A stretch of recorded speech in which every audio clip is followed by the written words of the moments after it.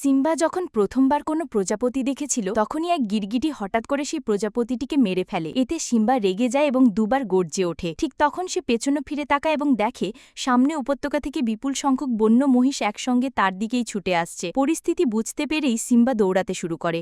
আসলে এই সব মহিষদের পিছন থেকে কিছু শিকারী কুকুর তাড়া করছিল এবং গোটা ঘটনাটা মনে হচ্ছিল আগে থেকেই পরিকল্পিত। সিম্বা প্রায় পিষ্ট হয়ে যাচ্ছিল, এমন সময় সে হঠাৎ বাঁক ঘুরে একটি পাথরের আড়ালে লুকিয়ে পড়ে আর সেখানেই অল্পের জন্য রক্ষা পায়। কিন্তু বিপদ তখনও পেরোয়নি। পেছনের সরু দেয়ার যেকোনো সময় ভেঙে পড়তে পারত। সাহস করে সিম্বা আবার দৌড় দেয় এবং সামনে থাকা একটি শুকনো গাছের দিকে ছুটে যায়। এক লাফে শেষে গাছের উঁচু ডালে উঠে পড়ে। তাকে তখন মনে হয় সে নিরাপদ, কিন্তু সেখানে গিয়েও নিশ্চয়তা ছিল না। তখনই যখন সিম্বা প্রায় হাল ছেড়ে দিচ্ছিল, তার বাবা মুফাসা এসে হাজির হন। মুফাসা তাকে বলেন, ভয় পাবার কিছু নেই, আস্তে আস্তে নিচে নেমে এসো। কিন্তু ঠিক তখনই মুফাসা একটি প্রবল ধাক্কা খেয়ে নিচে পড়ে যান। সিম্বাও পিছলে গিয়ে মহিষদের ভিড়ে পড়ে যায়। সিম্বা পুরোপুরি ভয় পেয়ে যায়। তখন মুফাসা আবার লাফ দিয়ে এসে এবং নিজের ছেলেকে দাঁত দিয়ে ধরে একটি নিরাপদ জায়গায় তুলে দেয়, কিন্তু নিজে পেছনে পড়ে থাকে। ওপরে দাঁড়িয়ে সিম্বা ব্যাকুলভাবে নিচের দিকে তাকায়, কিন্তু তার বাবার কোনো খোঁজ পাওয়া যায় না। কিছুক্ষণ পর মুফাসা কোনোভাবে ওপরে উঠে এলে সিম্বা স্বস্তি পায় এবং হাসি দিয়ে নিজের ছোট্ট দাঁত দেখায়।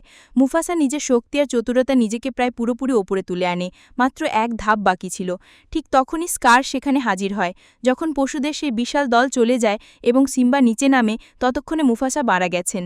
সিম্বা বিশ্বাসই করতে পারে না। সে বাবাকে জাগানোর চেষ্টা করে, তার শরীরকে নেড়ে দেখে, কিন্তু মুফাসা আর উঠে আসেন না। সিম্বা তখন তার দেহ আঁকড়ে ধরে বসে পড়ে।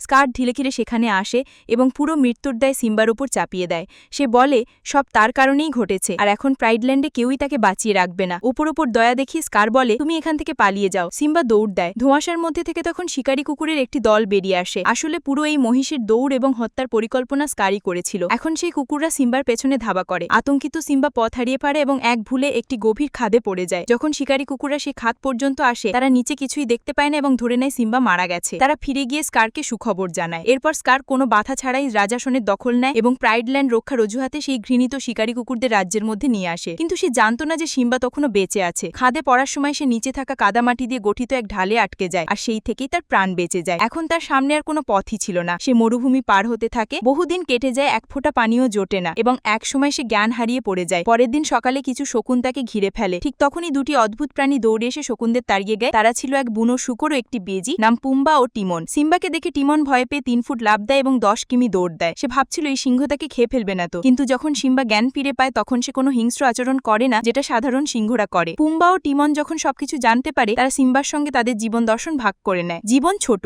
মজা করে কাটাও। ধীরে ধীরে সিম্বা তাদের কথায় বিশ্বাস করতে শুরু করে এবং সে শান্ত জঙ্গলে তাদের সঙ্গে থাকা শুরু করে। এখন সিম্বা ক্ষুধায় কাতর। পুম্বা একটি শুকনো কাঠিতে আঘাত করে আর সেখান থেকে গুটি পোকা বেরিয়ে আসে।